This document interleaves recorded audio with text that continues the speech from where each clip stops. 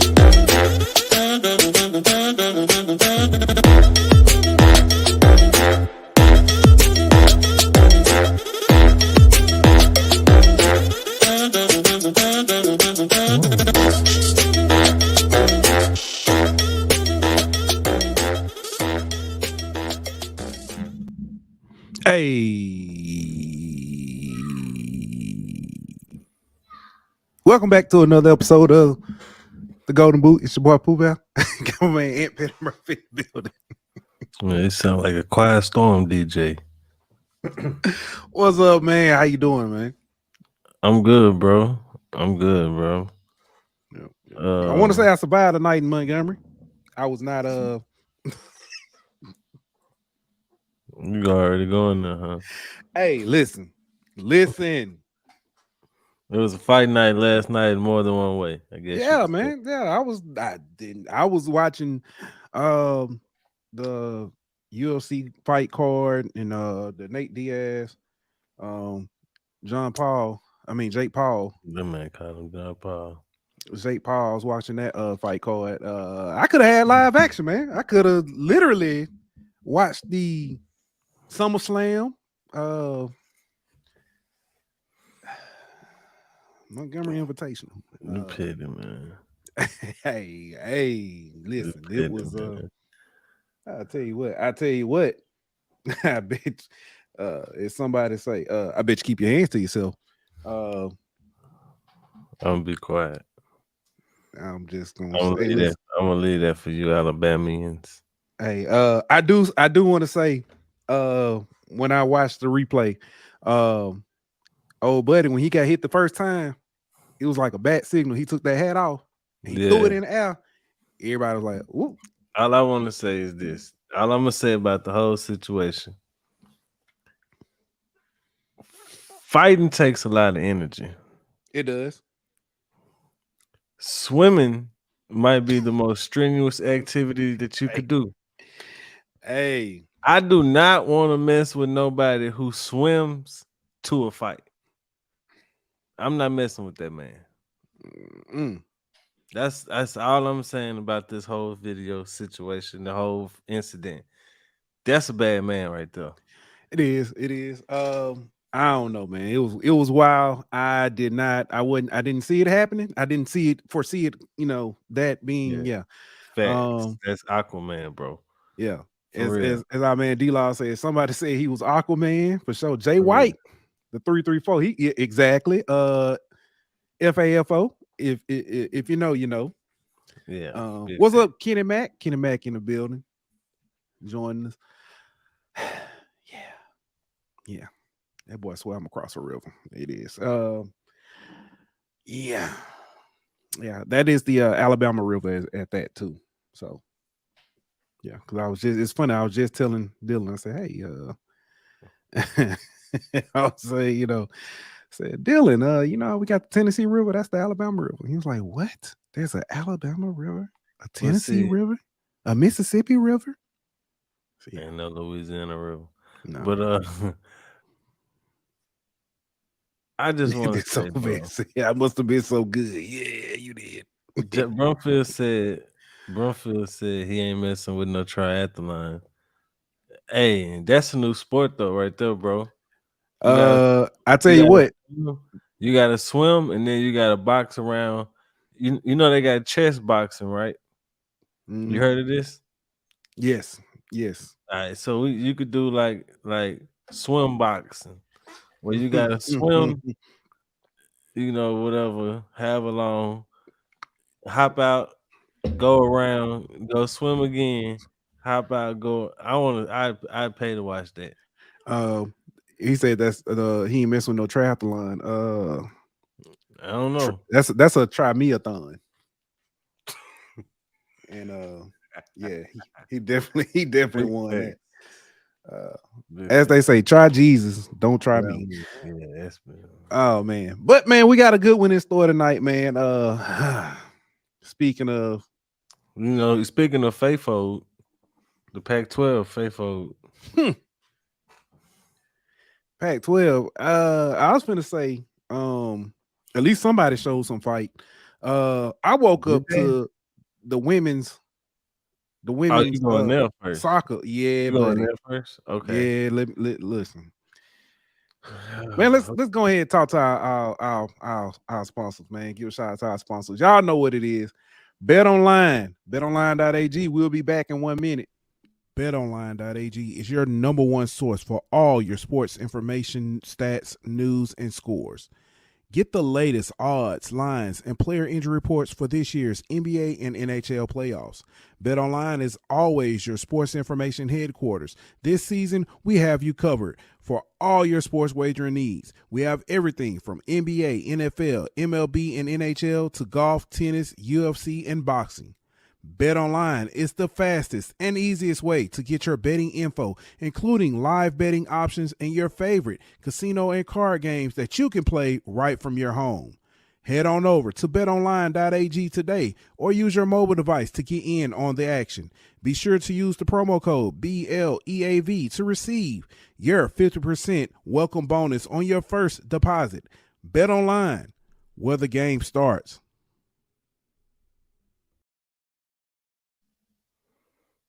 I do want to say, shout out to everybody. Edwin Moore popped up, said, "What's up?" It was good, man. Yeah, England Senior Danny. Yeah, who that? Yeah, we definitely got to talk some who that. Oh Lord, John Horse finna get put up out of here. I ain't gonna let him stay. Nah, I ain't gonna put him out here. I'm just saying I ain't finna read that though.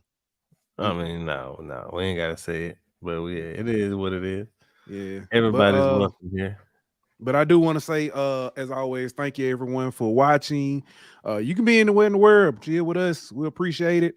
Don't forget, subscribe, like, share. P.S. Them super chats, they are open. You want to go and get this conversation out the way? Let's go and get it out the way, man. I say this about the women's national team. Go ahead. We shouldn't be surprised based off the way what we like today's performance should not be a surprise based off what we saw in pool play. I agree. Completely agree. At no point in pool play did they put a complete game together ever. I mean, they missed plenty of scoring opportunities in every game.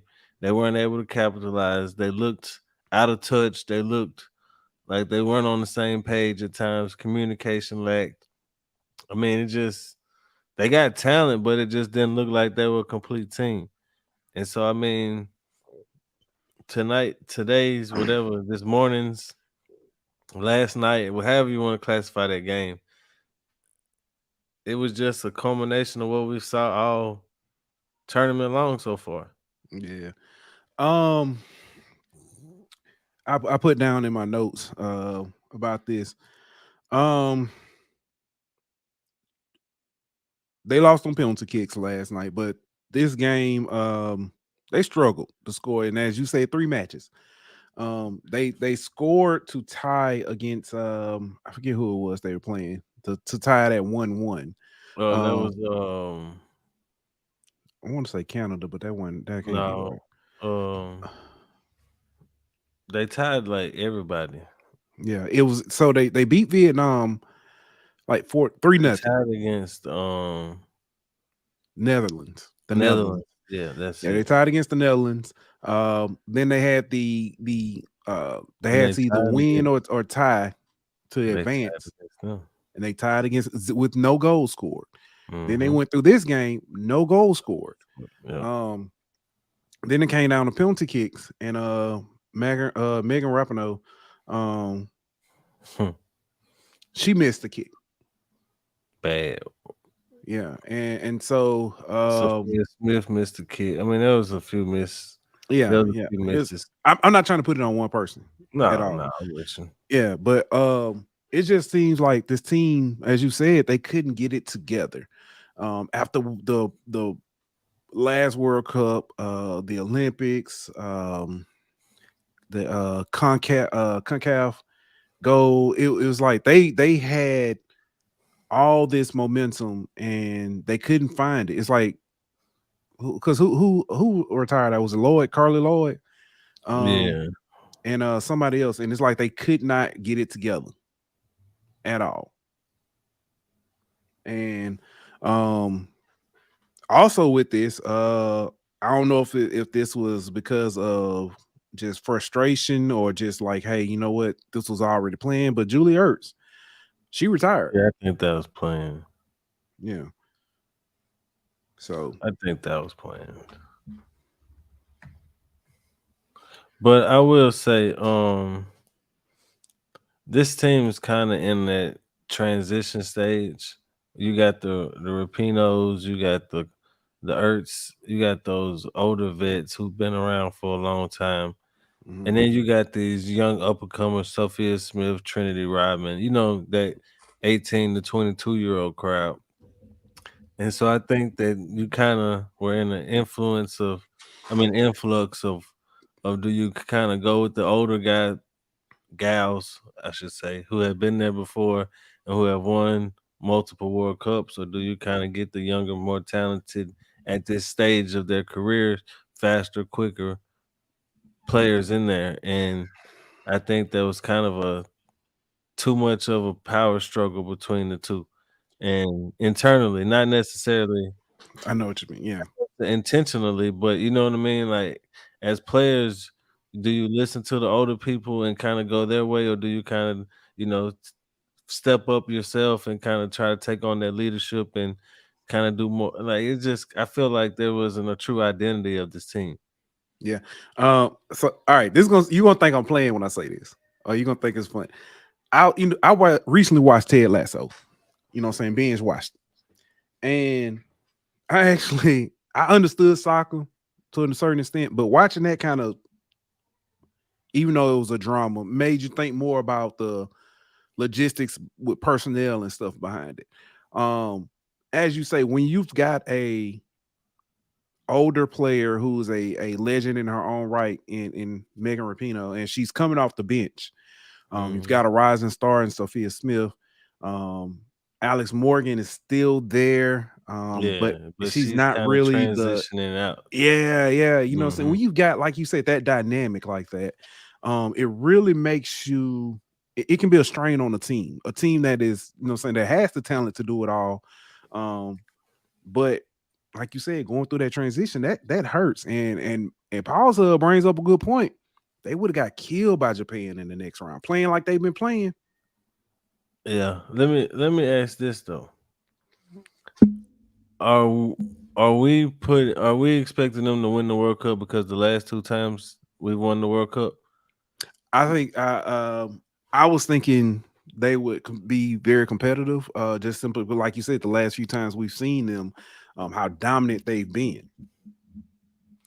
Yeah. How many times has the US won the World Cup, Women's World Cup? What, 3, 4, maybe? 4. We won one in 91, Mm-hmm. one in 99, and then from 99 to 2015, we didn't win one. I remember in 2011. I remember that one. I was in Iraq when they was. I mean, that's what we lost to Japan. But I Yeah, mean, now we've been close, but I feel like people take for granted how hard it is to win a World Cup. yeah, You yeah. know what I I mean? agree. And so, and this team isn't as talented as the 2015 or the 2019 team as far as when you take into effect the teamwork, the chemistry, and the cohesiveness of the team, they're not as good of an overall team. They might be more talented than some of them, but they're not as good overall Right. because of the disconnect. So I mean, I think people are kind of expected a little too much out of this team. But Yeah. I'm interested to see how they'll be moving forward with some of these older vets leaving. That was my next what you call it, the bounce back. Because we go through these and it's always that bounce back that means, when you see that and it's usually, saying I know the women's team usually does it. But we've seen it with our national teams, like with the Redeem team. Mm-hmm. So it's that bounce back. They got a point to prove. Yeah. Speaking of that, we talk soccer, but speaking of national teams, men's basketball, USA men's basketball team. I'm not worried about it to the Olympics. Because I'm talking about that clip with them I don't care. I mean, honestly, bro, terrible. What does this matter? They already have the Olympic spots sold up. And when it's the Olympic time, players that aren't on the team right now will be playing in the Olympics. Mm. You know what I mean? Like you'll have the Donovan Mitchells, you know what I mean, the Jason Tatums. You'll have all of those players on the team at that time. Right. The team you have right now is not the team that's going to be jumping off, tipping off in the Olympics. Mm-hmm. Yeah. I'm not worried about it, honestly. Honestly, this is just a chance for people like Brandon Ingram and Edwards and people like that to go out and and get a chance to get them some more burn and kind of make a name for themselves. Yeah. Jason Brumfield says, "Sigh, that team needs Ja and Zion. Neither one of them need to be playing because neither one of them probably can stay healthy enough. Buns and guns." Oh man. Yeah. Speaking of, I ain't gonna say not healthy, but I don't know if they're gonna have enough teams. Let's talk about the Pac-12. Oh yeah, they did. The Pac-12 is on the endangered species list. We've known for a while UCLA, USC were talking about going to the Big Ten. When it first came out, I'm gonna be honest with you, I thought that was kind of a power play to try to possibly get some kind of deal or something. Mm-hmm. Now, Oregon and Washington will be joining them in the Big Ten. Colorado and who was it? The Arizona schools in Utah. Yeah. They'll be going to the Big 12. Mm-hmm. Yeah. I knew this was gonna happen whenever the media days happened and the Pac-12 didn't have a TV deal. Whenever these schools have other conferences who are looking, or who are maybe not publicly looking to expand, but those conversations are being had, and you can look and see how much money that their institutions are getting with their TV deals, and you still don't have a TV deal yet. And then the one that was presented to you was a streaming only deal to where it's not going to be in every household anyway.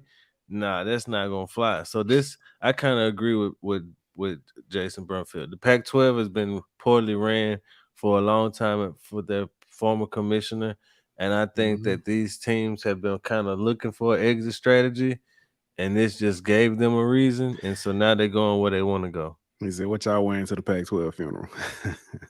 Yeah, that's funny. Also, spot on.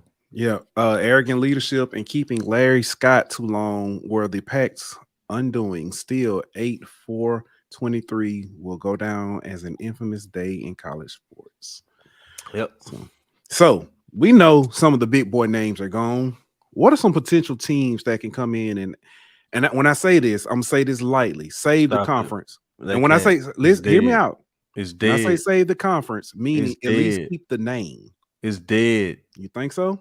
It's dead. Who you gonna go get?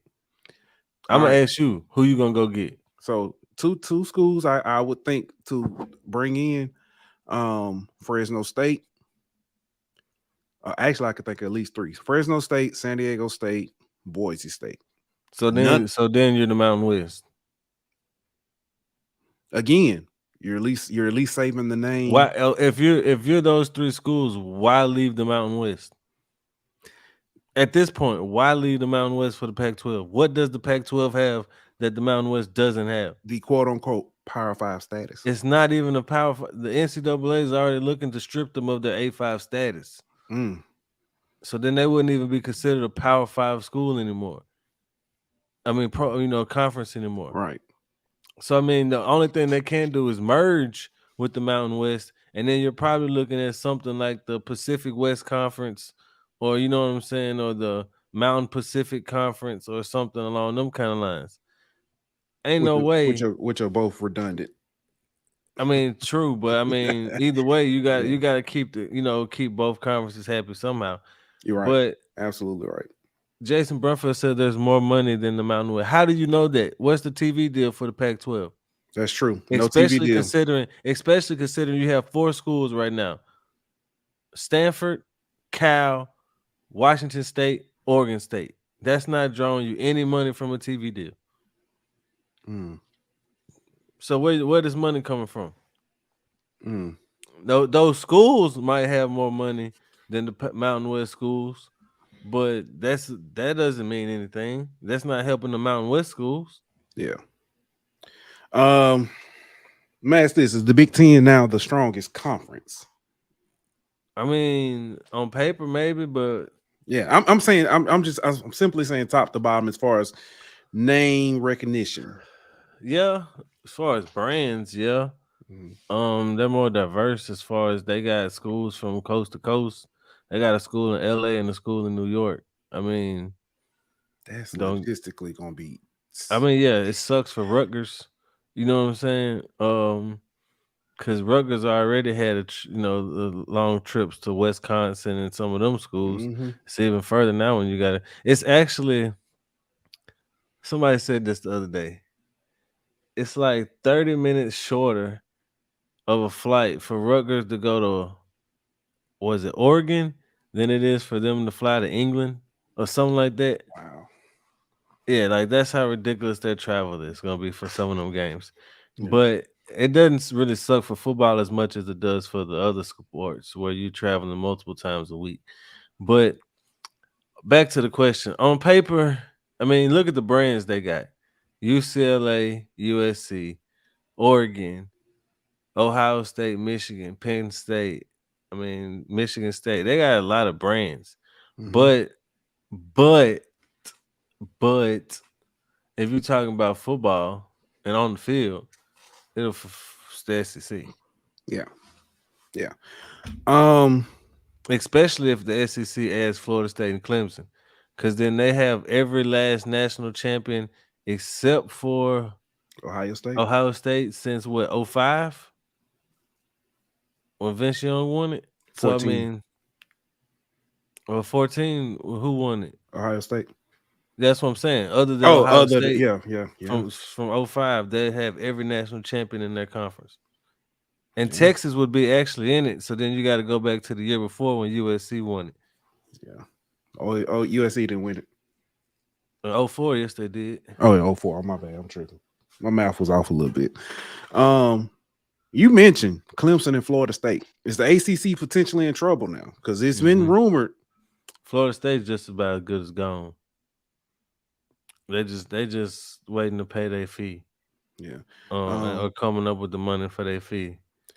Because I was thinking ACC, we're talking about this. One school that hasn't mentioned it makes sense for them to go to the ACC, Notre Dame. Notre Dame ain't going nowhere till they have to. That's what I'm saying. It's gonna get to a point where they're gonna end up in the Big Ten. You think so? Yeah, because the ACC about to get poached. And they, you know what I mean? Like, so if Florida State, I know the Big Ten was trying to get Florida State, but I think they pretty much full. Yes, Miss Bada just asked where they going. It'll be Florida State and Clemson going to the SEC, and then you probably would see The SEC would probably add 4 if they add any more. Mhm. So my opinion, it would be them 2, North Carolina. Yeah. Miami. I'll explain that. And maybe Louisville. The reason I'd add North Ooh. Carolina is because that would be the only state. Well, and if you include Virginia in the South, then it would be Virginia. But I'm not getting into that right now. I'm finna But- answer that. I'm gonna say that. But yeah. North Carolina is the only state in the South that you're technically not in So right now as a conference. You're in Kentucky, Tennessee, Yeah. All the way down, but you're not in Virginia so or North Carolina right now. So I know this might be a because this was a topic on HBCU Nightly when they were talking about the South and they mentioned Virginia. I'll say Virginia is the South, but it's the South geographically. It's not the dirty South. It's just like people talk about Texas. Texas is the South geographically, but culture-wise, they're not. It's not the dirty South neither. It's not the same, and there's no disrespect. Texas has its own unique culture, and so so it's like when you talk, even because if you want to think about it, when you look at rap kind of tells a little bit, you know what I'm saying? You got, you know what I'm saying, Texas. It's regional. It's regional. You know what I'm saying? Virginia So got its I own. give you this. Oh, my bad.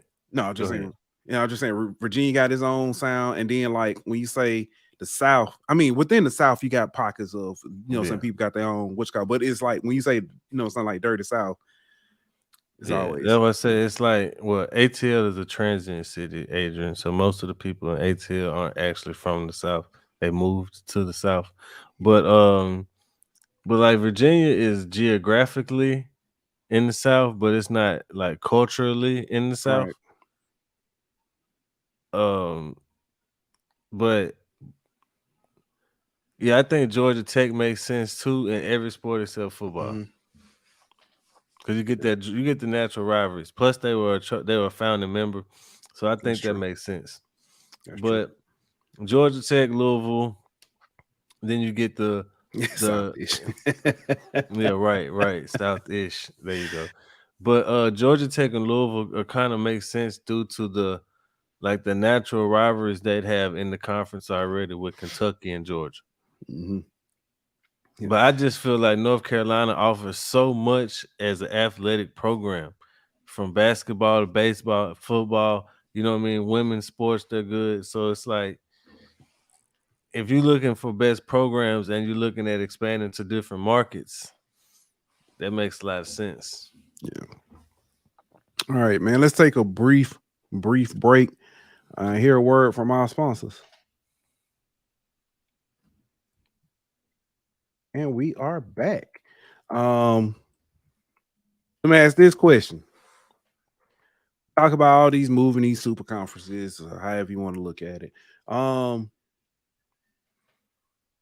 You gotta look at group of 5. Well, it's gonna be group or whatever now. Which conference? I guess you could say best of the rest. Which conference stands out to you? Sunbelt. I think that's the best G5 conference. I can agree with that. Something I found out through recruiting. Sunbelt actually is like it has a lot of SEC ties, from referees to scheduling to TV deals. The Sunbelt piggybacks off the SEC. They do a lot of non-conference games together if you look at the schedules too. Yes. Let me ask you this. I say that I don't think the best group of 5 team is in the Sunbelt right now though. Who you think it is? I think right now, just from last year, I think next year's best group of 5 team is gonna be Tulane.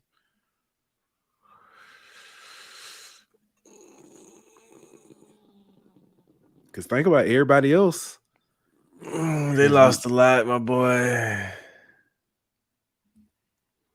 They lost a lot, my boy. They lost a lot, my boy. I know they got Pratt back. They got Willie Fritz back. That's true. They got they lost Tajay Spears. They did. They lost Dorian Williams, the linebacker. They lost 2 defensive linemen to the draft. That wide receiver core still. That wide receivers core is still there. Most of the running backs still there. But the running back is gone. Yeah, he is. He is. Right now, but the way I look at it, they have the easiest path. One of the easiest paths. They have the easiest conference. Their non-conference schedule is they got Ole Miss week 1.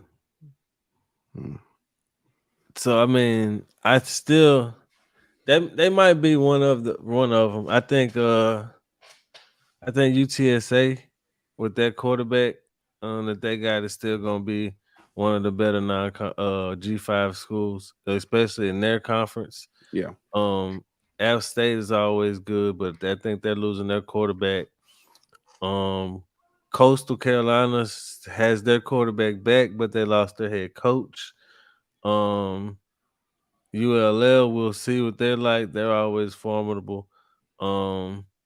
Speaking of Boise State, their quarterback transferred to Tech, Louisiana Tech. So I mean, that gives them probably easily the best quarterback in the. Liberty lost their head coach. Yeah, but they got Jamie Chadwell, but they lost their quarterback also. So it's too many question marks on the G5 level for me right now to definitively say who the best team is. Yeah, I'm not mad at your Tulane pick, but right now, if you ask me, well, I guess UCF technically ain't no. So they're not. Yeah. That's you see what I'm saying. Now UCF is gone. Memphis is not Memphis. No, Memphis still there. Houston is gone. Houston's gone. Cincinnati gone. I might go with UTSA. Okay. I tell you what though. Ask me about 2024. I didn't know who you're gonna say. Oh man, you're gonna say that? Yeah, biased in the mud. Yeah, I'm very biased on that one. Can't even deny it. Hey, I do want to say, since we have her in the building, I know this is not HBCU hour. Miss Body, we got Miss Body on here. I do want to say, Miss Body, it was, and I told you in chat, it was an absolute pleasure talking with Andrew. It really was, man. He was just so chill when he came over there. So it was good. Good having him over though, having that conversation with him. But let's talk NFL. Go ahead. You got some? Nah, I'll save it. Go ahead. Okay. NFL. Let's talk the Saints a little bit. Alvin Kamara. We finally got an answer. And it's something we actually we talked about. You I think what you say 4 games? I said 4, but I thought he would I said 3 or 4, but I said 4 really, but yeah. Yeah. So no, or was it 6 appeal to 4, something like that? That was originally, but then after he after he did his plea, there's no then I said 4 games. Yeah. 3 or 4 games, yeah. With that, I still think the Saints have set themselves up nicely with the running back situation. Stay healthy, dang. Yes. Just with the running back situation, not with the. They lost the running back today. Well, yesterday, Benjamin towards Achilles, he on IR. So if you the Saints got they got a grocery list of injured players right now, bro. It doesn't make any sense how they had 15 players hurt in 11 days a camp. But it's some big names on that list, bro. Obviously Trey Turner, we finna talk about him getting hurt, but the first round pick, Brian Bresee, Traquan Smith, Shaheed, Benjamin, the rookie Kendra Miller, Trevor Penning, Alante Taylor, Demario Davis, Andrews Pete. That's 15 players in 11 days of practice, bro. That's some of them names are repeat offenders on them. Yeah, that's true, but at the same time, At this point, it don't really matter when you just looking at how good your season is gonna go. And that's why when you look at Kendra being on that list, Benjamin being on that list, Jamal Williams is really all you got for the first 3 games if Kendra can't come back healthy. I mean, I'm not saying he can't, but you kind of thin at running back right now for at least the first 3 games. Let me ask, do we I'm trying to be fair when asking this question. Can we point to the medical staff? Yeah, you got to. I'm sick. Let me frame this. You got to point to the medical staff, dog. Whenever Michael Thomas doesn't trust the medical staff's opinion and holds off on getting surgery because he doesn't trust their opinion that he needs surgery, that's a red flag to me. When you have, like you just said, multiple repeat offenders, same guys getting injured year in and year out, that might be partly on them, but at the same time, it's on the medical staff for not preventing some of these injuries. So, yeah, I mean, we're talking about the same organization that Delvin Bro played on a broken leg because they misdiagnosed his fractured tibia for half the season. You know what I mean? Like, it's the same organization. So, yeah, I'm gonna put some blame on the medical staff. This the same organization that is owned by the same lady who owns the Pelicans, who also have a history of injuries with their star players. Correlation, they got the same medical staff. They've had the same medical staff. Yeah, the Pelicans hired a few extra people like Aaron Nelson and kind of, took away some of the responsibilities from some of the other people, but they all point back to the same medical staff, dog. Yeah. And what I was trying to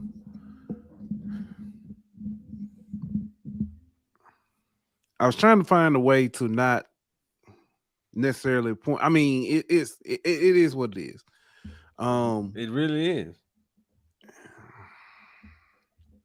Because I'm trying to find a way. It's just like when people were talking about LSU's baseball, the pitching coach that we just left.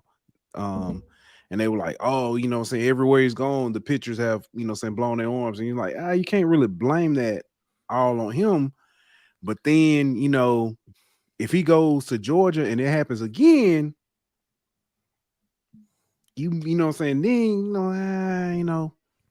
the way he's doing things. And all I'm going to say is it's been too long for it to be a coincidence. We're starting to be in trend territory. If not, if we haven't already been in trend territory. Right. Mention Trey Turner. I thought, man. Yeah, I hated for him too. With Trey Turner being out, does this lead to? I was like, man, this might be Mark Evans. Mark Evans. Then they just signed somebody else as well brought them in. I still think you need camp bodies. You still, yeah. I think you're gonna need them. I think it's good for Mark Evans though. Maybe not making the 53, but definitely helps his chance to making the practice squad. Definitely. You know what I mean? So I think it's definitely a good sign for Mark Evans. I mean, you hate to talk about somebody's injury like that, but I mean, at the end of the day, it is a business, and whenever one person goes down, it opens the door for somebody else. And so I think that if you're Mark Evans, this maybe not the way you wanted to get the opportunity, but I think you will take the opportunity to kind of make the roster. I also thought his injury, Trey Turner's injury, reminded me of Dez Bryant. Kind of, you know what I'm saying? Not necessarily the type injury, but the come in, you know what I'm saying? Kind of, you know what I'm saying? A little height. Imagine that. And then, yeah. Is there something? But all right. So the Saints medical staff could have possibly saved Foster Moreau's life. You know what I mean? And so, and somebody else, if I'm not mistaken, that they caught something else in the past. But at the same time, it's like, how could you not stop routine injuries.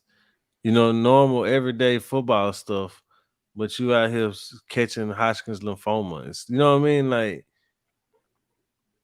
I just don't get it. Yeah. But I don't know.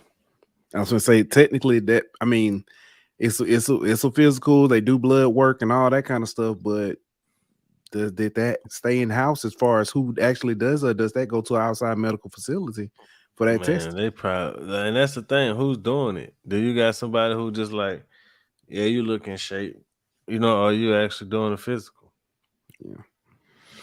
Yeah.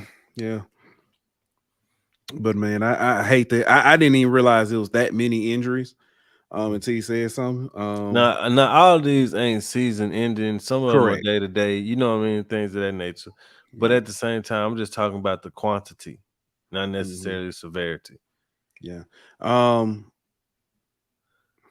can we talk about another Saints topic? I Let's want go your ahead. opinion on it. So the Saints had John Gruden in practice again. John Gruden is currently suing the NFL. Mm-hmm. Smart, dumb, or it doesn't really matter to have a guy who is currently suing the NFL at your practice. Pittsburgh Steelers got one. That's true, but he didn't get fired I know because of what I he get what you're did. saying. Yeah. You know what I'm Yeah. saying? Like, But technically I he did think get fired for what he didn't do. So that's what he's suing about. We yeah. know why John Gruden got fired. Yeah, I completely agree. For me, him being there the first time, it brings up something completely different. Having him there, it doesn't mean anything to me as far as on that note. Saying being that he's suing the NFL, but it makes me wonder about something else. He was quote unquote there the first time to help install the offense. What does that say about Pete Carmichael? Hello. What does that say about Derek Carr coming in and not trusting, I guess? I ain't gonna put that on Derek Carr. You know what I'm saying? Not trusting. I ain't putting that on Carr. Okay. I get what you're saying, but I'm not putting that on Carr. Carr don't have that type of pull around here. You know what I mean? That's on Dennis Allen. Okay. So you saying Dennis Allen maybe doesn't trust Pete Carmichael enough. And he's like, look, I can't hire John Gruden as my OC. So the best thing I could do is get him to come in and install some concepts and make you call what he would have, you know what I'm saying? His type of offense. Interesting. And Brian Flores is DC of the Vikings now, by the way. Oh, okay. With the Vikings. Okay. I didn't know that neither. I just looked it up. Oh. Because I hadn't heard his name in a while, and I just Googled it. Yeah, he's defensive coordinator of Vikings. So interesting. But very interesting. Very interesting. But the Saints have shown that they don't really care about optics on a lot of things. The pursuit of Deshaun Watson should have told you that. The Catholic Church New Orleans situation. I'm not familiar with that one. Yeah, we'll talk off air about that. Gotcha. But yeah, they just obviously don't care about PR and optics all the time. So it's just another example of that to me. Man, let me ask this.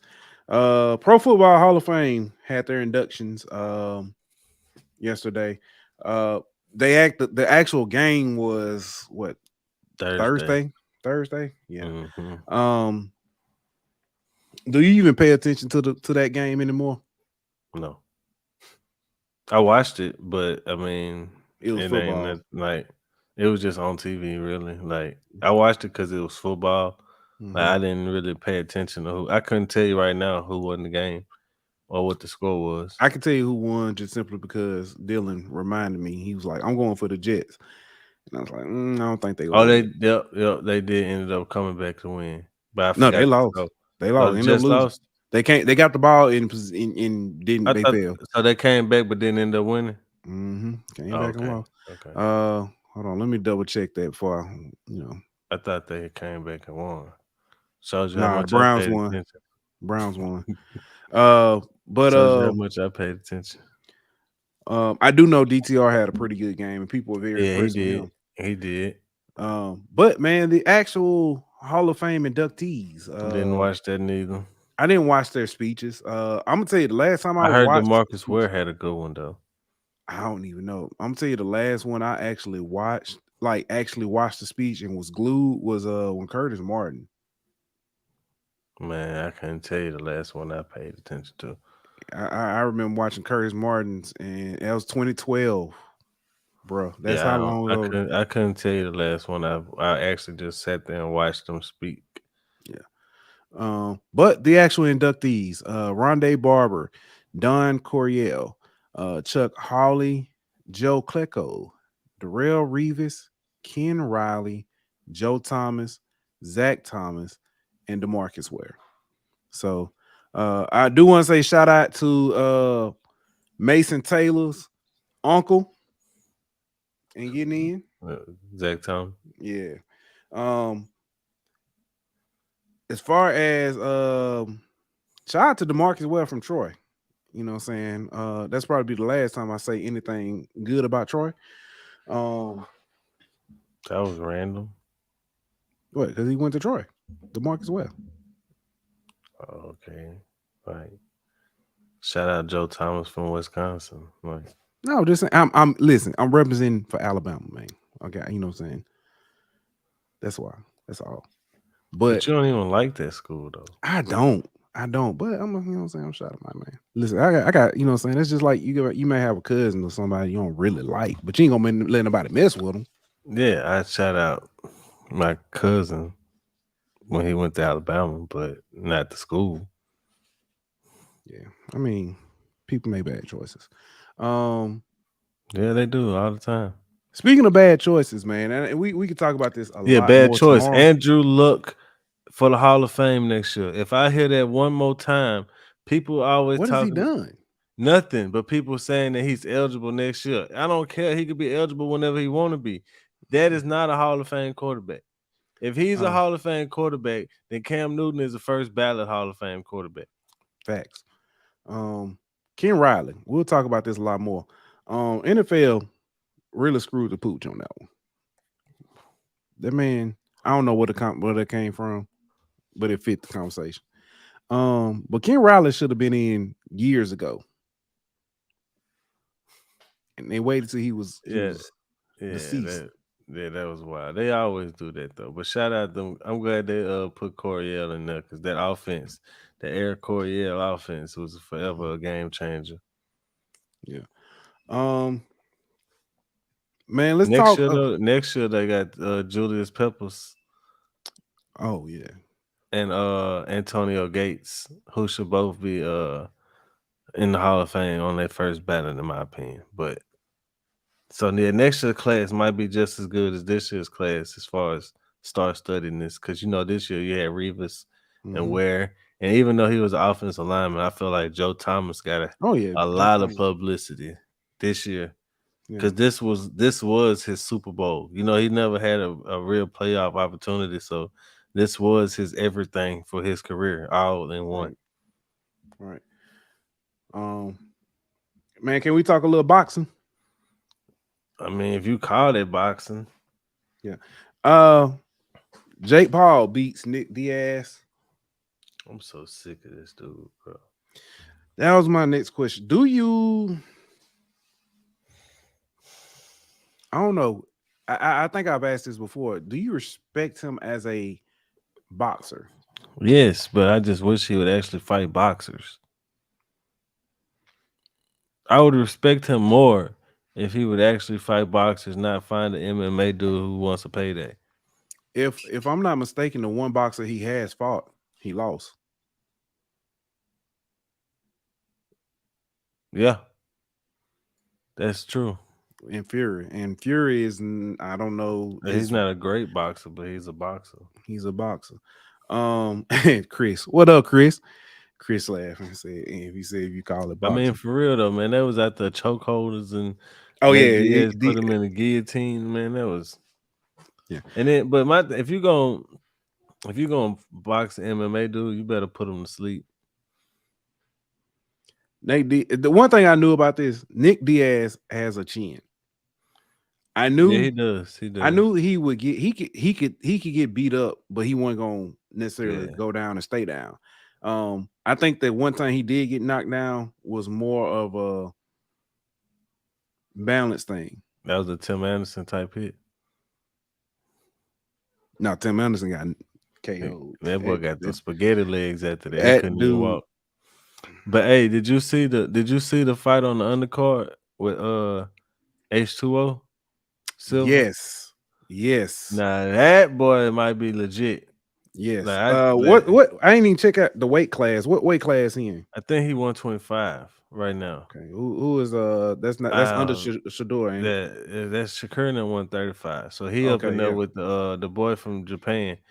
In OU or whatever. Yeah, if I'm not mistaken. Nick, if Nick in here, he can correct me if I'm wrong, but I ain't seen pretty Nick sure. I'm pretty sure he in the 125 class. Yeah. But that boy he quick with it too. Yeah, them body shots was lethal. Oh yeah, he dropped, but he dropped Kuz with that body shot. Yes. I'm finna look it up real quick. Yeah, I'm looking now too. Yeah, that fight was Ashton Silva.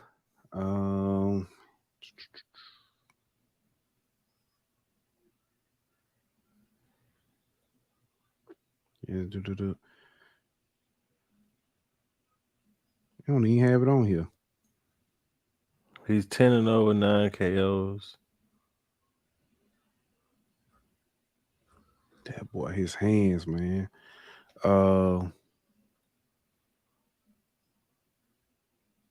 If I can find out what weight class he in, yeah, me too, right?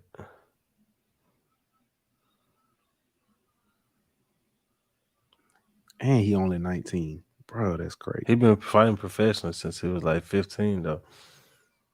Oh no. That fight last night was on the 135. Oh, he ain't ready. He not ready. Hey, he good. Yeah. Slow your roll, my boy.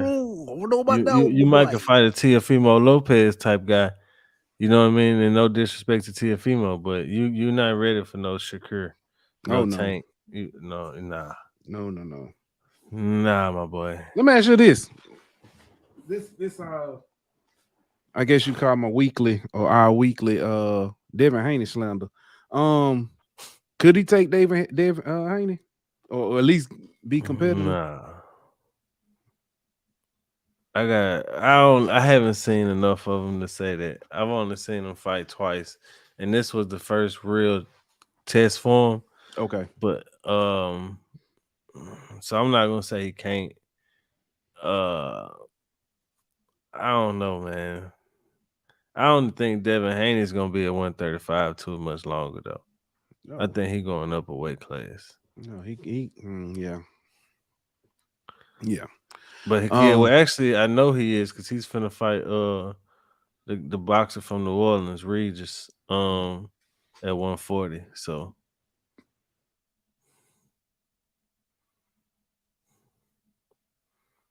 excuse me, bless me. Chris asked the question. Let me answer. Yeah, let's go ahead because that is Chris something. And what North Louisiana looking like for high school football? All right. And then he asked about your son's season. North Louisiana this year, Rustin gonna be a dog. That's all I'm gonna tell you.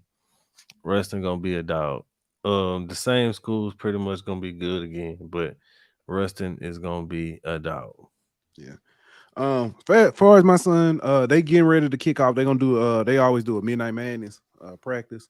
So it'll be my first time actually seeing what the team look like. I know he ready. I think the offense gonna be better. The quarterback is he's a junior now. Somebody told me it was like your biggest jump is from like your junior senior year. So I'm praying this quarterback, you know what I'm saying, his strengthened and you know what I'm saying, a little bit better in his progressions. I hope the play calling is, and not just for my son, but for the whole team. I hope the play calling is a little bit more creative. When I'm in the stands and I can call the plays out, that's a problem because I don't go to practice. I don't go to his practices. So shoot, I'm good example. I'm out there with Dylan, and we was with his flag football team last year, and they would go out there, and I wouldn't even know what the play would be because they may have the same formation, but they, even in flag we was running different stuff. Well, my my oldest, when you go out there, you line up, and I immediately know what your route is, or I immediately know what play is going to be run. You know what I'm saying? That's a issue. And for them to win as many games as they have, it's a testament to the talent that they have, the resilience of that team. I don't know. They got a new defensive coordinator, so that's going to be my big worry. Is what they're going to do on defense. But man, I'm just looking forward to high school football. Period. Yeah, I'm looking forward to it. I told you the other night by Little League, by Dylan them. They started hitting. They were hitting the other night. It's that time, man. It's that time. What? I'm talking about it was. Ooh. That time was had. All right, man. We ain't did this in a minute. Let's go ahead and let's do this.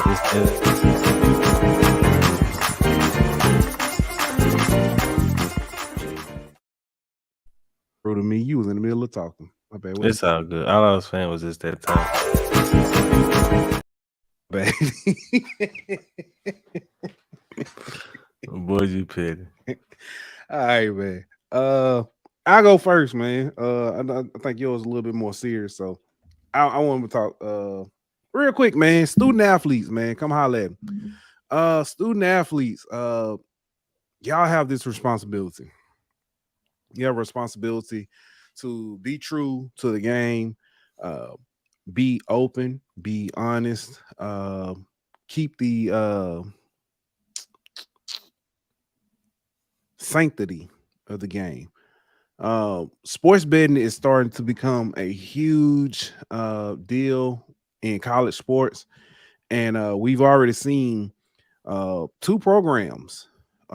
or three programs have to make changes from head coaches due to gambling and their involvement. Now it's just come out. Iowa State have both had student athletes get caught up in sports gambling. It's easy to go out here and make a quick buck, but what you have to do that, the sacrifices you make, it's not worth it. You are seeing every day NFL players getting suspended for a season, getting suspended for half a season, and it's tainting their image. For you, a student athlete who hasn't made it yet, if this happens to you, this could be the end of your career. It's not worth it. You got plenty of opportunities, man. Make the right decision. Stay away from that. Let it go. Don't make a bet. Don't place a bet. Don't give anybody information. Stay away from it. There's a way to handle things and do things. I promise you, but that ain't it. That ain't a quick buck you want. All right. That's a very good point, my boy. But I want to bring up what's the man's name? He's the owner of the Orlando Magic, Bob DeVos.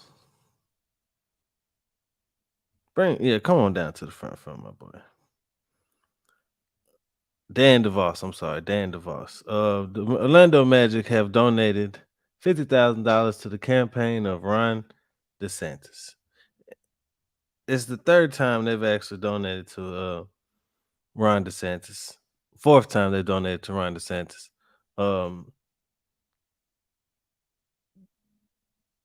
What happened to keeping politics out of sports? I mean, we could talk about the fact that the Disney is the sponsor of the Orlando Magic, and Disney and Ron DeSantis are big enemies. We could talk about the fact that Ron DeSantis is a Republican. I don't really care about that. You can make your jokes about, oh, look, the Orlando Magic are putting a whole bunch of money into a long shot prospect. I mean, they're good at that. But my question is, what happened to keeping politics out of sports? Whenever it's people kneeling, whenever it's people saying things that one side doesn't like, all of a sudden they want politics out of sports. But whenever it's something that they agree on, they have no issue with it. If we're going to keep politics out of sports, we need to stop donating money to campaigns from sports franchises.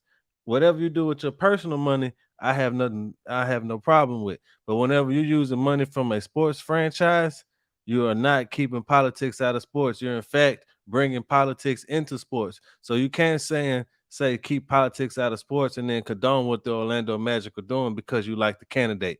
That's hypocrisy at the highest level. So if we're going to keep politics out of sports, we're going to keep it out of sports on all fronts, and that includes owners, that includes political donations, and that includes whatever you want to talk about or whatever you want to bring up at the time to deflect from the fact that the Orlando Magic are hypocrites, and Dan DeVos is the biggest one of the bunch.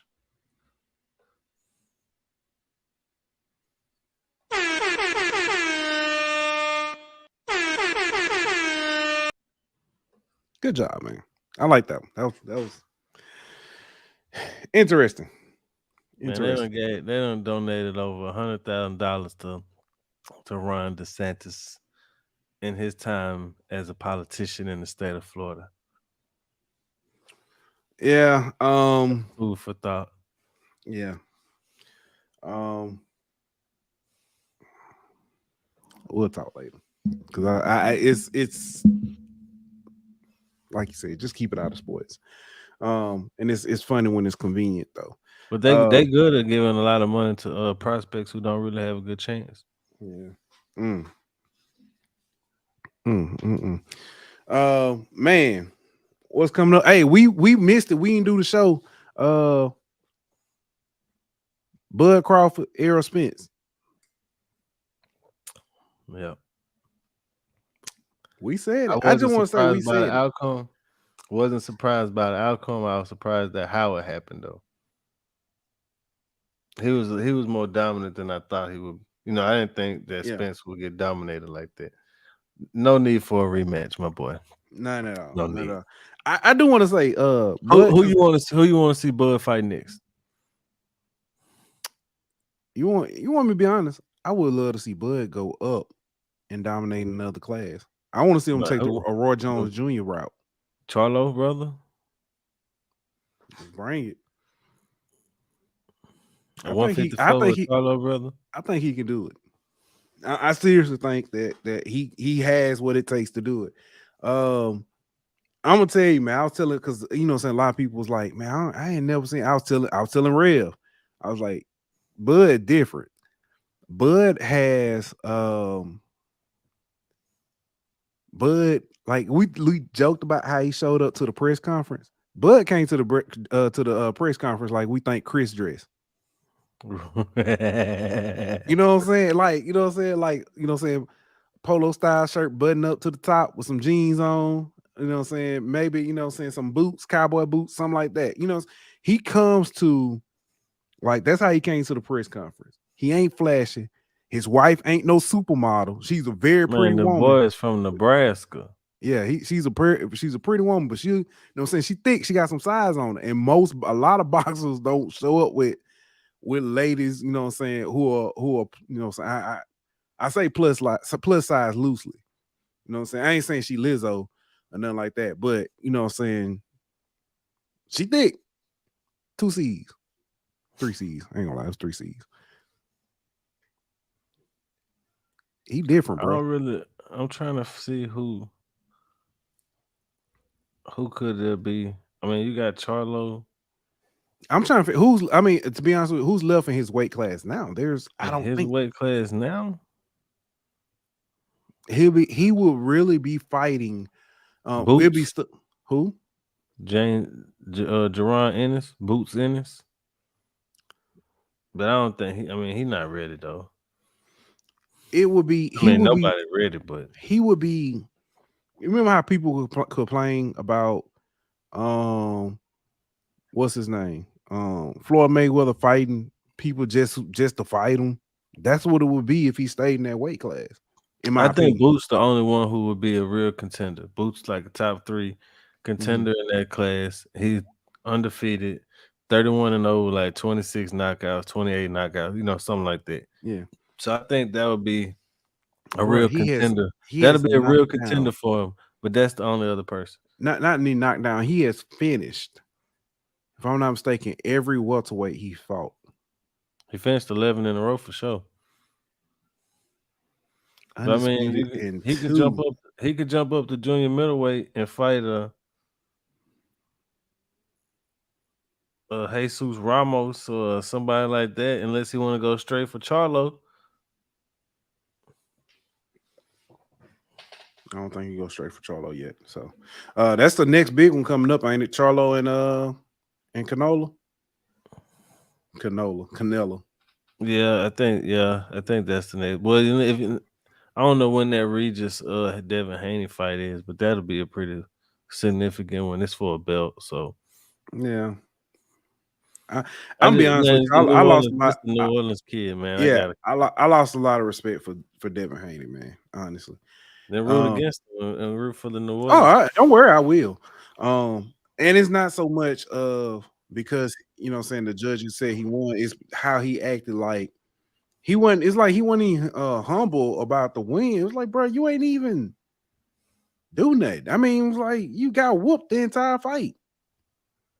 Yeah. And and the crazy thing about it, I wanted him to win. But yeah, anywho. Yeah, I agree. Boots needs a belt until he get it, but he can't get a belt because the Crawford got him all.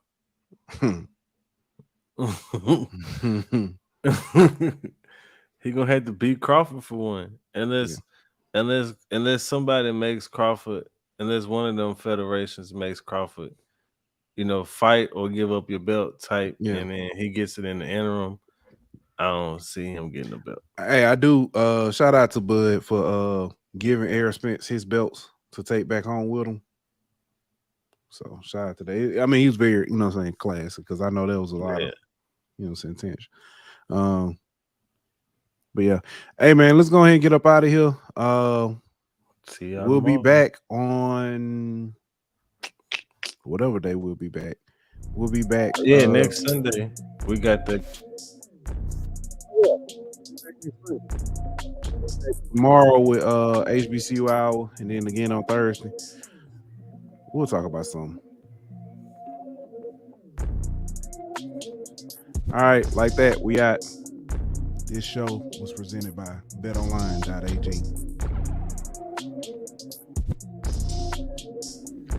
Don't forget to like, follow, and subscribe on Twitter at Golden Boot. On Instagram at Golden Boot. On YouTube at The Golden Boot Pod. On Facebook at The Golden Boot Pod.